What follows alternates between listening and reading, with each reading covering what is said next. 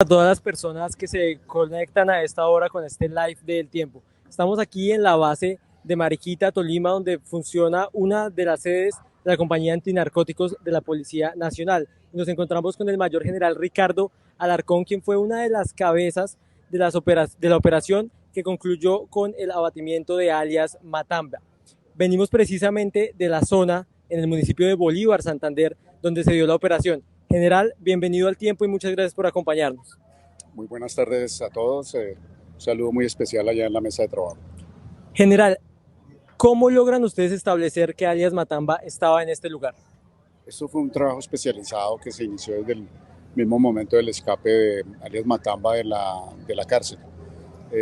Inicialmente se pensó que había salido hacia los llanos orientales, pero luego de un trabajo que se hizo directamente con la DEA, un trabajo muy especializado de fuentes humanas, logramos establecer que Matamba se había cambiado de vehículo en su salida y posteriormente hace retorno a la altura de Botadero Doña Juana, coge por la avenida Boyacá hacia el norte, allá a la 80, hasta llegar aquí a la Magdalena Medio.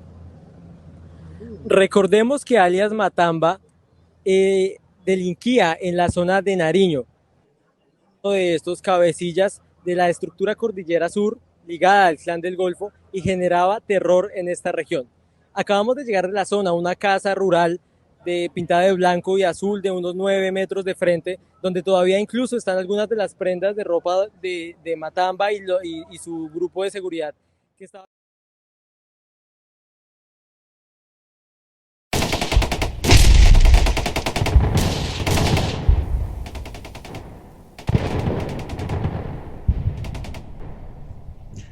Muy buenos días, tardes, noches, depende del lugar donde nos estén siguiendo.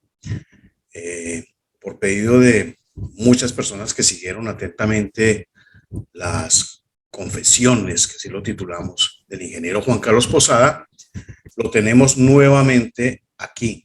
Juan Carlos, muchísimas gracias por aceptar la invitación. Ricardo, gracias a ti, gracias a las personas que escucharon las entrevistas, tanto los buenos como los malos comentarios los leí, los aprecio y pues lo primero que quiero recalcar es que esto que estoy haciendo con Ricardo no va más allá de mi interés propio porque se sepa la verdad y por la situación que me pasó, que la mejor medida de seguridad que yo puedo tener es que la gente conozca qué ha ocurrido.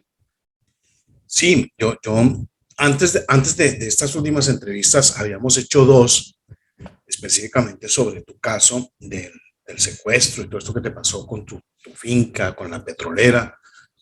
Yo no había hilado, no he encontrado la conexión. Yo decía, pero ¿por qué?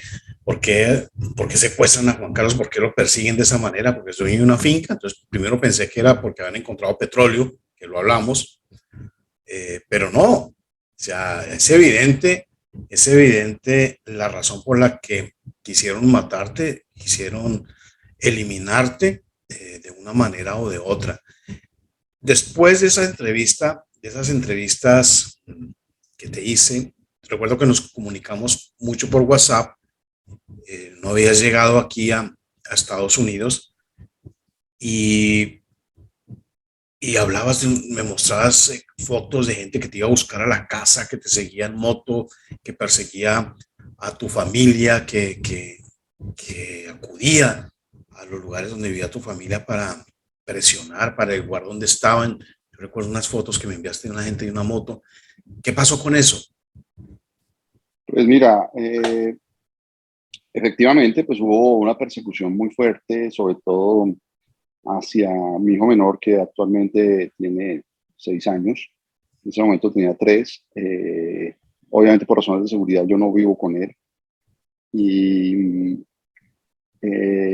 cuando comenzamos a investigar quiénes eran las personas, resulta que la moto en que fueron y las personas que fueron eran de la SIJIN de Cali, eh, sin ninguna orden de trabajo ni nada oficial.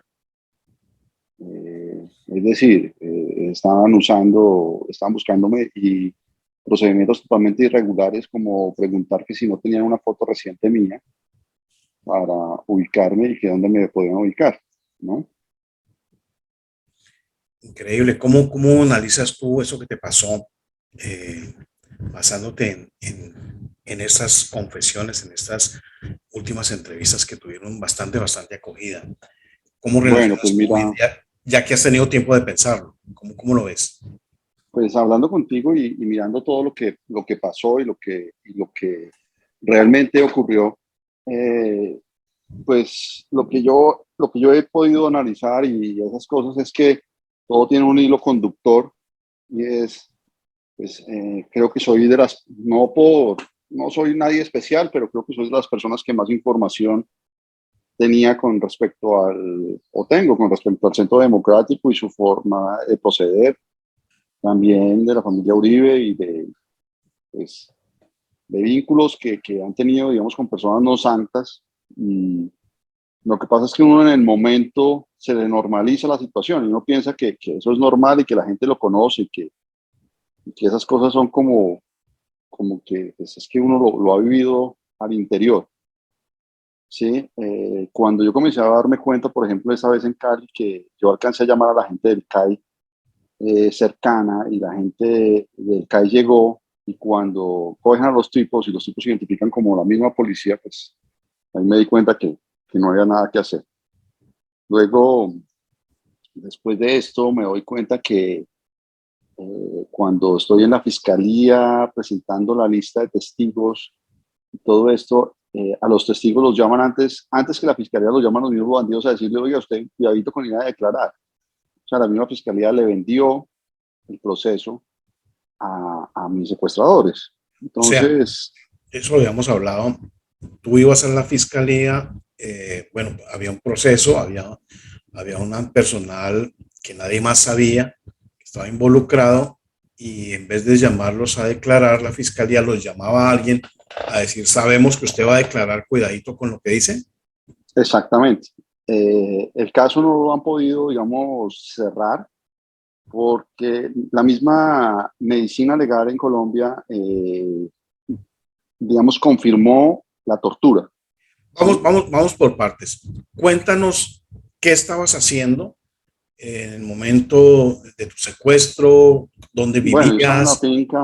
yo estaba en la finca, yo vivía casi que en la finca queda, que ahorita vamos a tocar ese tema, queda entre Cimitarra y Puerto Boyacá, en una zona muy, muy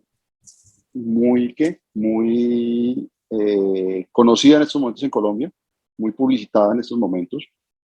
Yo estaba en el 2014 allí, yo pues me dedicaba a mi actividad ganadera. Vivías ahí. Ay, sí, Ok. yo vivía ahí y llegan unas personas para bajar el tema un poco, acortar el tema, llegan unas personas paramilitares, 14 hombres, con una persona que decía y era la hija de Beatriz Rentería, la hija de Beto Rentería.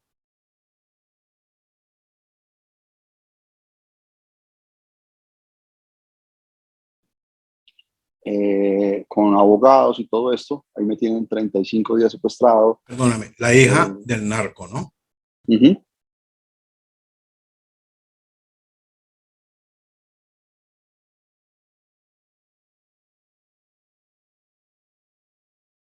Ahí me tienen 35 días secuestrado y básicamente logran su cometido es que yo les firme todos los documentos de la finca. Dentro de esos 35 días pues hubo tortura, una tortura que se cataloga como falanja en derechos humanos, que es que consiste básicamente en que te golpean la planta de los pies para que se te inflame el cerebro y al cabo de un tiempo debido a la inflamación se estalle y la persona muera. Gracias a Dios, digamos, no llegó a ese punto, pero sí tuve un padecimiento del 80% de mi capacidad laboral y mental destruida durante casi 4 años. Eh, bueno, ellos lograron que yo firmara, finalmente cuando yo firmé, se hizo el traspaso de las escrituras, se le hizo a un miembro del Centro Democrático en Risaralda, que estaba en campaña política con Oscar Iván Zuluaga para el Senado. Oscar Iván para presidente y él para senador, que se llama Luis Alfonso Castaño Rodríguez. Lo que pasa en este momento, y por eso hablaba yo contigo ahorita del tema de las coincidencias que da la vida, es que antier, siguiendo las noticias en Colombia, me doy Antes de cuenta eso, que antes de eso, ¿hacía cuánto estabas ya desconectado de la familia Uribe? 2014, 2 años. 2 años. En esos 2 años no te pasó nada, no te amenazaron. ¿Qué? No, tuve, digamos, unas amenazas pequeñas, pero pues digamos algo, como decía la UNP en Colombia, un riesgo ordinario. ¿Qué tipo de amenazas? ¿Qué tipo de cosas?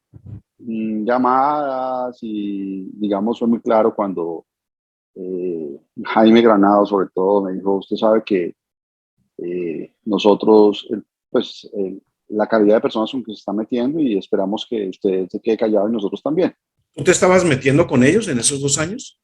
No, en ningún momento, sino que cuando fue lo el problema del IVA y el problema de la chatarra que hablamos, que lo vimos en la entrevista tuya, esa fue la última vez, digamos, que yo hablé con Jaime Granados y con ellos básicamente. Yo no volví a tener, digamos, un contacto directo con ellos en ese momento. Y ahí ya te dijeron, si usted llega a hablar, va a pasar esto. Entonces rompen cualquier tipo de comunicación y vienen otro tipo de llamadas. ¿Qué te decían? Que me acordara que el tema de la chatarra, que había gente muy peligrosa metida en eso, que no fuera a hablar. Y como yo, pues la intención mía no era en ningún momento hablar ni comentar sobre el tema, pues digamos no lo tomaba como, tenía mis precauciones, pero no lo tomaba como que se fuera a cumplir, porque en ningún momento yo pretendía seguir mi camino, digamos, tranquilo y que ellos siguieran el suyo, ¿no? Es la verdad, te lo digo francamente. Pero digamos, en las noticias el tema seguía Sí, mostrando. ahí seguía mostrándose un poco en las noticias, ahí comienza el tema de Santos, comienza los problemas de Santos con Uribe, entonces Santos, pues obviamente, una pelea que yo seguía básicamente era por medios. Santos le explicaba a Uribe todo el tema, estaba el esposo de Pablo Ochoa, director de la DIAN, Juan Ricardo Ortega, y seguían el tema, y bueno, seguía el tema de Mosquera, seguía en la corte, seguía, pues, pero yo nunca ni fui testigo ni para ellos, pues digamos, nunca me llamaron para testificar, ni fui convocado a ninguna de esas cosas, sabiendo la información que tenía, independientemente, ¿no? Okay, entonces Y pues sí, siempre tenía la claridad que hablar de ellos era un problema. obviamente, y pues ya sabemos la clase de amenazas, la procedencia de las Uh-huh. amenazas que te hacían. En el momento del Tenía un secuestro, capitán Alvarado, creo que era el director de seguridad de Jerónimo Uribe en su momento. Luego lo vi en varias fotos con Álvaro Uribe, el cual, digamos, en alguna conversación que tuve yo con Jerónimo la última vez, me preguntó, oye, usted es muy amigo de fulanito de tal. Le dije, ¿por qué? Me dijo, pues, vive pegado hablando por teléfono con él. Y pues era evidente que me estaba diciendo que me estaba escuchando las llamadas, ¿no? y ese fulanito de tal era importante en el caso de las chatarras. Sí, era un empleado de allá, digamos, de la empresa Los Uribe, que era el comercial. Entonces, seguían, digamos, haciendo chuzadas ilegales, eso no tenía orden de juez, pero y era un capitán de la policía. Entonces, esas personas que uno ya sabe que están dispuestas a hacer lo que sea, entonces, pues, digamos, tenía cierto temor con ellos, ¿no? Pues está clarísimo. En el momento que te secuestran, ¿cuándo fue la última amenaza y qué te dijeron antes de eso? Hacía unos 3 meses, en diciembre, me habían dicho, tenga cuidado, acuérdese que usted no puede hablar y lo mejor que puede hacer es tener silencio, ya tiene hijos pequeños. Mi hija menor había nacido, entonces, digamos, estaba en esa situación. Perfecto, entonces llega el momento del secuestro. ¿Cómo fue ese día? Yo estaba en la finca. Básicamente, como te digo, llegan 14 hombres vestidos de camuflaje, con armas largas, con esta señora Beatriz Rentería, un tipo que se llama Luis Mauricio Gómez Hoyos, que es un tipo que se hace pasar en Medellín por empresario y en Pereira. Es socio de Julián Bolívar, el para que estuvo en Justicia y Paz. Actualmente anda con él permanentemente. Y me dicen que les debo entregar la finca. Entonces digo, pues que sí, que si quieren yo se las vendo, pero que yo no tengo interés en nada. Y pues ahí comienza, digamos, un periplo mío de 35 días tortuosos, donde una de las cosas que hacían, por ejemplo, cada noche era apostar a la ruleta rusa, cogían un revólver, ponían un casquillo que yo no sabía que estaba vacío, y cada uno apostaba de 50 a 100 mil pesos y decían que yo disparara contra mi cabeza para a ver si en ese tiro yo me mataba. Pero tenía que entregar la finca, ¿por qué? ¿O cómo? No, decían que básicamente la orden era que tenía que entregarla porque sí, porque ellos la querían y porque supuestamente era del señor Rentería y de un señor Rodríguez, Castaño Rodríguez de Pereira, pues señores que yo en mi vida he conocido y en mi vida conocí. Efectivamente, a este Castaño Rodríguez le hicieron el traspaso de una parte y la otra parte se la hicieron al hijo de este señor Luis Mauricio Gómez. Luego yo había hecho desde antes un tema petrolero que, como que tú sabes, que con una empresa que se llama Telus, que hizo la exploración sísmica, y había, digamos, una posibilidad de pozos petroleros allí que después Parex, la compañía canadiense, comenzó a explotar. Bueno, esa finca, perdóname la pregunta grosera, ¿la adquiriste con el fruto de tu trabajo con los Uribe o cuándo? ¿Cómo? Mira, esa finca era de la familia mía, de mis tíos abuelos. Yo tenía unos ahorros, tenía un buen crédito en Colombia, un buen historial de crédito, digamos, por mis cosas. Mis tíos abuelos habían muerto y estaban en un problema de sucesión. Y pues uno joven y con ganas de progresar, me ofrecieron el negocio de comprar la sucesión. Y pues yo vi una oportunidad, digamos, de comprar algo barato, esperarme el tiempo. Ese pleito ya llevaba 15 años. Y dije, pues yo me arriesgo. Era como una lotería en cierta forma, en que si ganaba, me ganaba el 50% de la finca, y si lo perdía, pues perdía la mitad de la finca. Entonces, lo bueno de eso es que a los 3 años, que eso es otra cosa, apenas salió el tema de la sucesión a favor mío y gané. Después de eso fue que me quitan la finca, ¿no? O sea, tener una información de que la finca ya no estaba en pleito y todo esto. Entonces, Eh, como te digo, había sido una finca que había adquirido de una manera con créditos que todavía después quedé pagando, con ahorros, los ahorros que tenía de toda mi vida, de mi trabajo, de cosas, y además a un precio moderado por lo que te cuento, porque era un pleito de sucesión que llevaba 14 años y que nadie lo quería comprar. Bien, la petrolera canadiense, yo recuerdo que se envió un oficio, te buscó, te citó, ¿qué pasó con eso?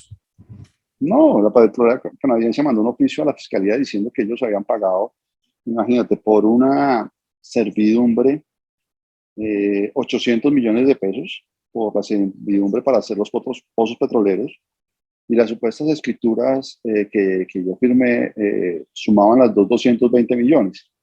Entonces, pues, desde el punto de vista, digamos, comercial, que yo fuera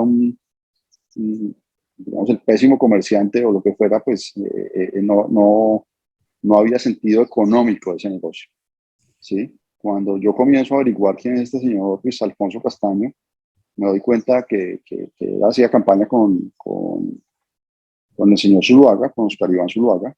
Eh, y bueno, comienzo a preguntarle a Oscar Iván Zuluaga por el señor. Primero me dice que no lo conoce, luego me manda el abogado un abogado que comenzó con Granados, que es Espinosa, creo que se llama, es de apellido Espinosa, que luego me doy cuenta que también es el abogado de Memo Fantasma. Entonces todo comienza a vincularse la mafia con el Centro Democrático ahí. Y para mí comienza a ser más claro cada día más que están más vinculados y más cosas, ¿no? El Memo Este abogado me dice, sí, el mismo abogado, David Espinosa, creo que es, también es abogado de Álvaro Uribe. Entonces comienzo como a tener como, y que si sigo hablando me demandan por injuria y calumnia, que si sigo hablando que ellos no tienen nada que ver. Me llama un señor que se llama Emerson Grajales del Centro Democrático, me dice que el señor Luis Alfonso Castaño es un señor muy peligroso, que tenga cuidado, que al hermano de él se lo mató tirándole una granada en la casa, que lo mejor es que no siga hablando, que no hable de Oscar Iván. Y cuando yo le digo un día, pongo un Twitter diciendo que Emerson Grajales me dijo, me llama furioso diciéndome que cómo se me ocurre nombrarlo a él, que pongo su vida en peligro porque este señor Luis Alfonso Castaño pues es un tipo muy peligroso, ¿no? Y bueno, eso pasa en restitución de tierras. Restitución de tierras me manda un oficio diciendo que no me va a aceptar el proceso porque en esa zona específicamente ellos no han podido comprobar que existan grupos paramilitares ni grupos irregulares, lo cual pues es totalmente ilógico, pues la historia colombiana lo ha demostrado que sí. Y dicen que ellos no pueden comprobar la tortura y se apartan del Código Internacional de la ONU, de la Corte Internacional, sobre cómo probar la tortura, que sí lo hace la Fiscalía. Entonces yo les mando eso y comienzan, digamos, hacen otro proceso, el cual están, digamos, en estudio. Me llaman unos abogados, me dicen que el hermano del director del doctor Andrés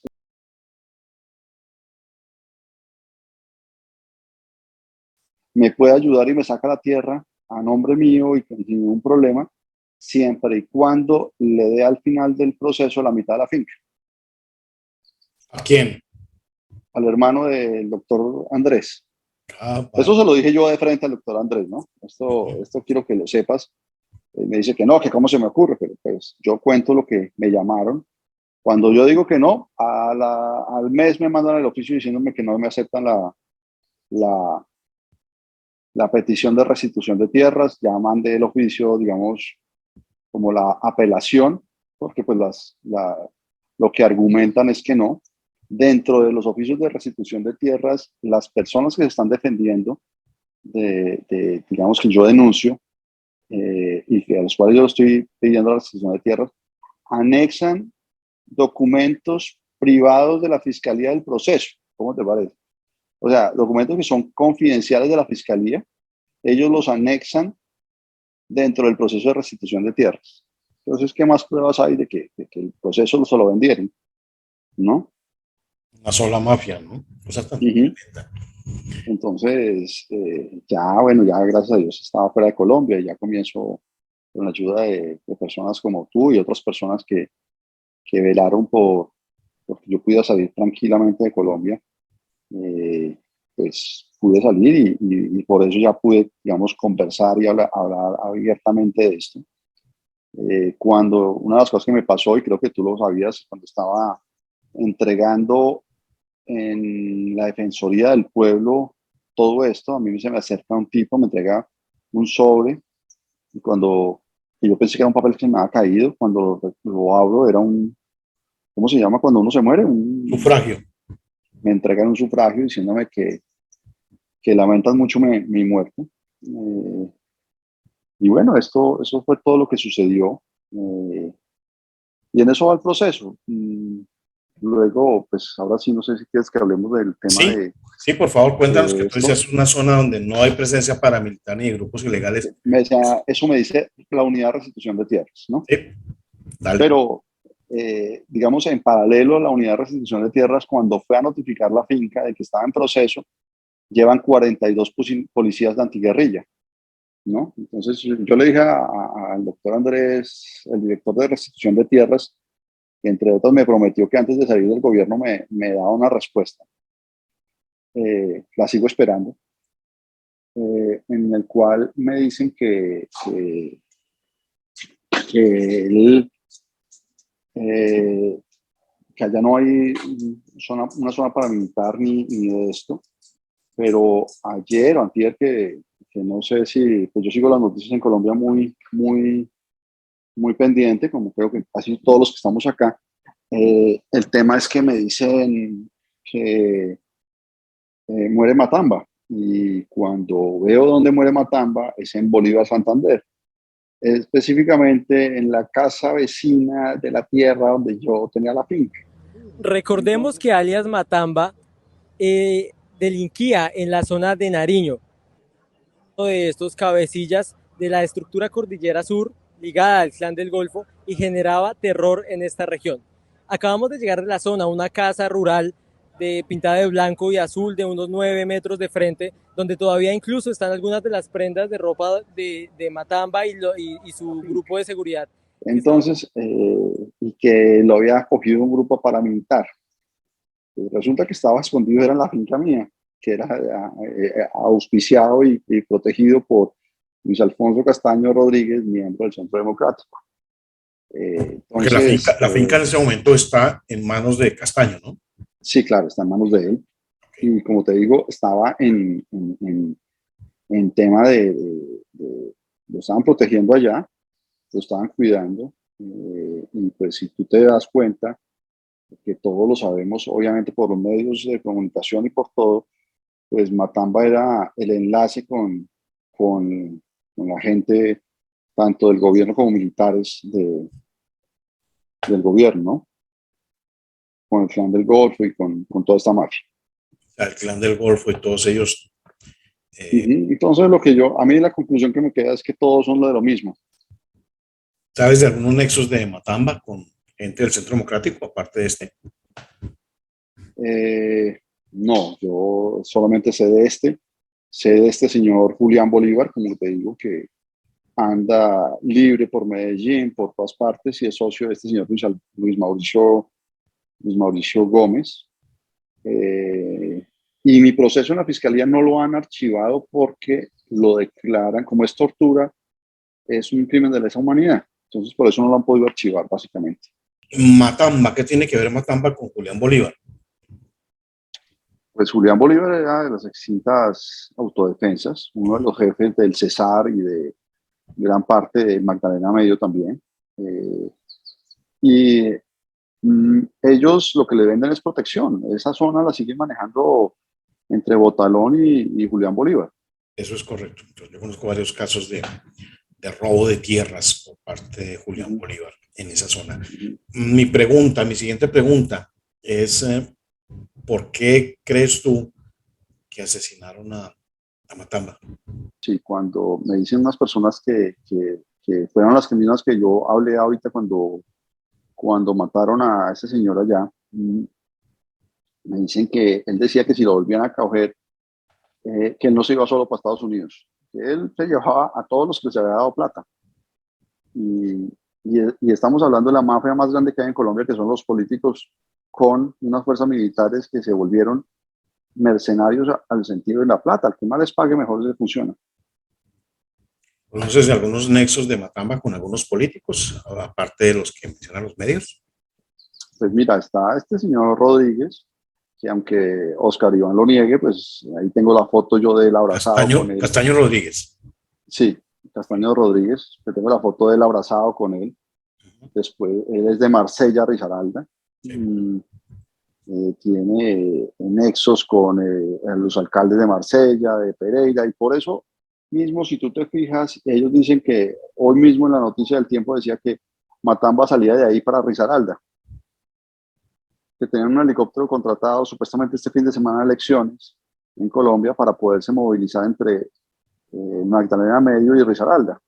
Entonces, pues no me queda ninguna duda, no tiene que ser uno genio ni científico de la NASA, pues para unir los cabos, ¿no? Entonces, para mí es que lo entregaron. A mí es que lo entregaron y lo mataron antes, y lo que me dicen a mí es que lo mataron antes del operativo. Lo entregaron ya muerto. ¿Él estaba pidiendo una extradición o algo? Sí, él estaba pidiendo una extradición y por eso Además, es otra cosa, la DEA y el FBI, todos ellos, pues no les interesa un narco muerto, les interesa un narco extraditado. Por supuesto. De la que se salvó Otoniel. Vamos a hacer una, una, Exactamente. una breve pausa aquí y retomamos y vamos a actualizar qué ha pasado con el tema de las denuncias que hiciste.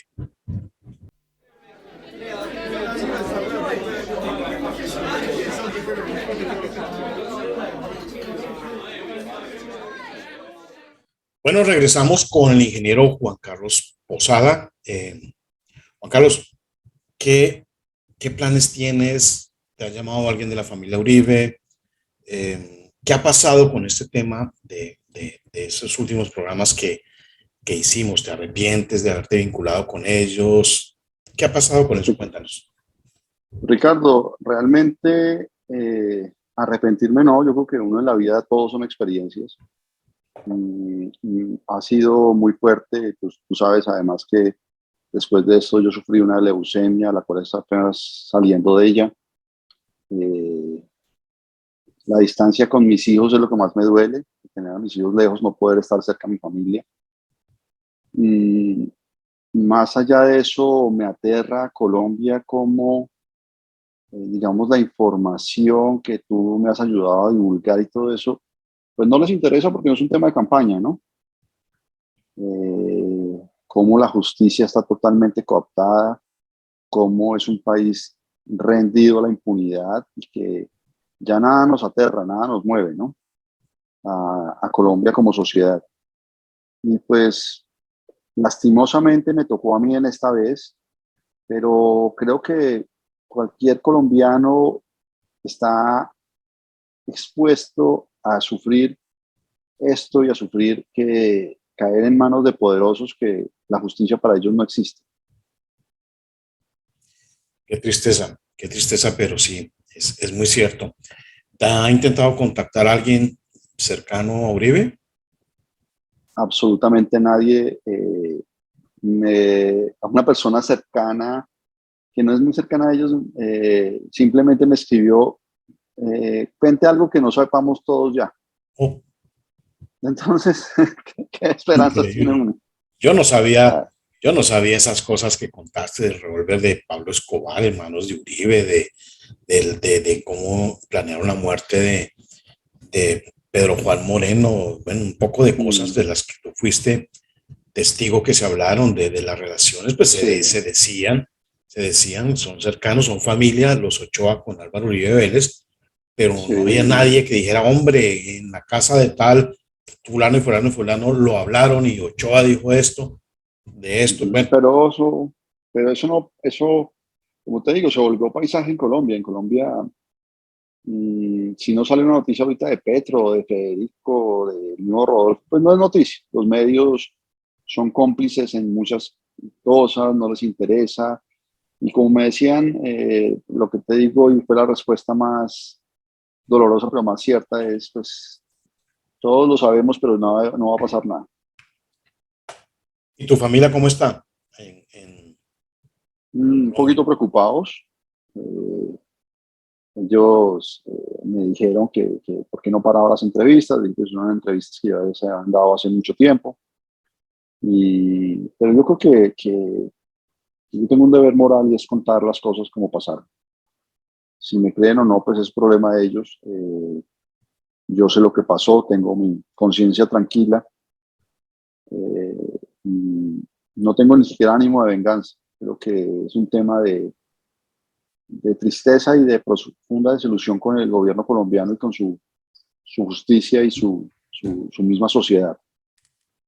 Sí, estaba leyendo unos mensajes que aunque tú digas que los grandes medios, pues sí, los grandes medios no se interesan por esto, pues están en poder de la misma mafia, pero mucha gente está pendiente, vio la entrevista, aterrados. O sea, tuviste muchos de los comentarios, otros pues que no querían ser públicos, me los hicieron privadamente, aterrados de que este señor no esté en la cárcel.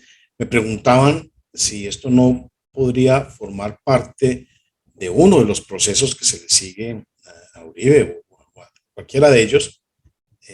La respuesta es sí, sí.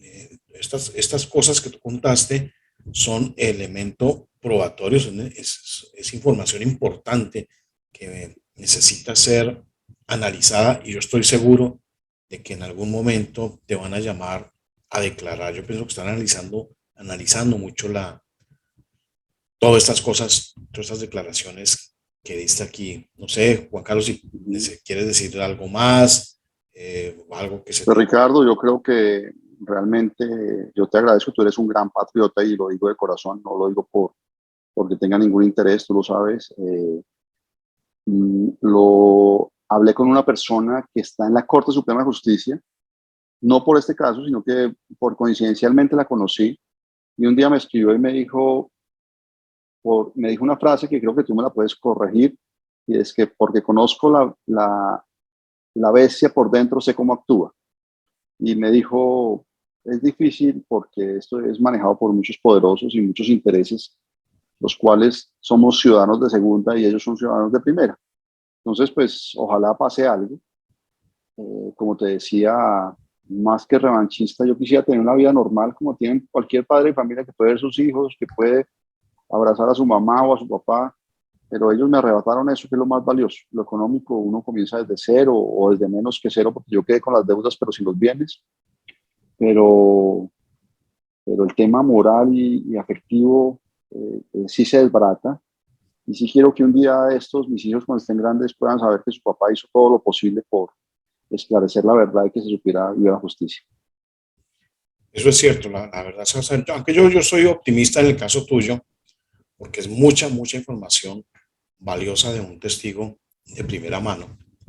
Es La cierto. CIDH tiene mi caso, la ha escrito el gobierno colombiano, pero esos organismos, ¿Quiénes? lastimosamente, la CIDH, Okay. sí, la ha escrito el gobierno colombiano, está en proceso de admisibilidad, pero vuelvo y te digo, son una carta a Marta Lucía fue la última que llegó diciendo que sí, que van a revisar el caso. Y ahí se queda. Marta Lucía, que tiene relación con Marquito Figueroa.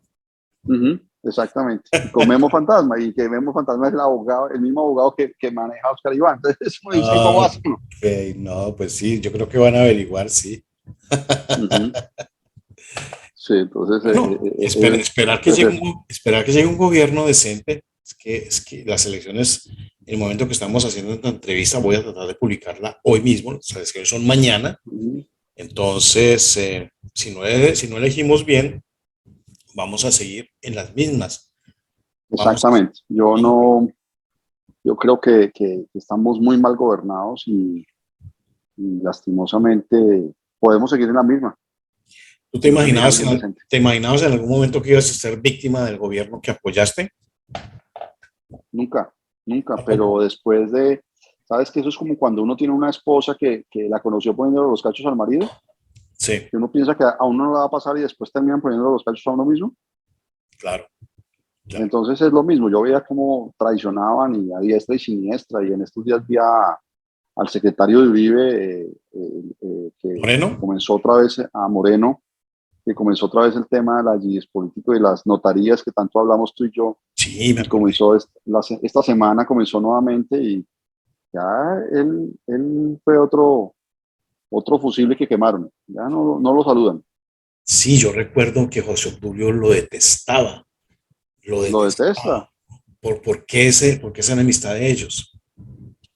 porque lastimosamente este señor Moreno era un tipo medianamente decente, o sea, no era un tipo, y José Obdulio, pues él se dio cuenta de la calaña de José Obdulio, es que José Obdulio es un peligro, es un tipo muy peligroso y muy bandido, o sea, tan bandido que ha podido esquivar todas estas cosas. Entonces, él no tenía ni pelos en la lengua para decirle a Uribe todo lo que pensaba José Obdulio. Y José Obdulio lo detestaba por eso. José Obdulio es un bandido y lo es. Y no lo digo yo, lo dice, mira que lo dicen muchas personas en su actuar, en su forma de ser. Y como lo hablamos en una entrevista, tiene en sus manos a Uribe. Sí, Que ahí se ven muchas cosas y José Obdulio, de hecho, una de las frustraciones más grandes de José Obdulio y creo que tuvo fue no haber logrado el proceso de paz con el ELN, Y si usted fijas, uno de los grandes visitantes asiduos a Francisco Galán, el ex del ELN, que fue negociador de paz y lo sacaron de la cárcel, era José Obdulio. Correcto, correcto. Sí, eso lo menciona. Por su cercanía ideológica que tenían. Por supuesto, por supuesto. Juan Carlos, muchísimas gracias. Ricardo, a ti muchas gracias y esperamos que vuelvo y te digo, gracias por ayudarme a difundir la verdad. Mi interés es ese, básicamente. Excelente. Seguiremos aquí pendientes Ricardo, de tu caso. Claro que sí, Ricardo. Un abrazo y te estoy comentando cualquier novedad que tenga. Vale. Gracias. Que estés bien. Chao.